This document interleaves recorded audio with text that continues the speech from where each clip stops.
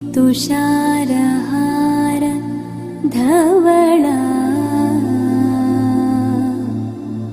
या शुभ्रवस्त्रान्विता या वीणां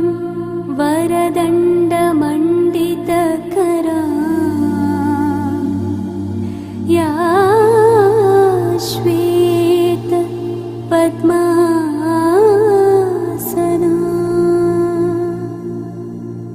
या ब्रह्माच्युत शङ्कर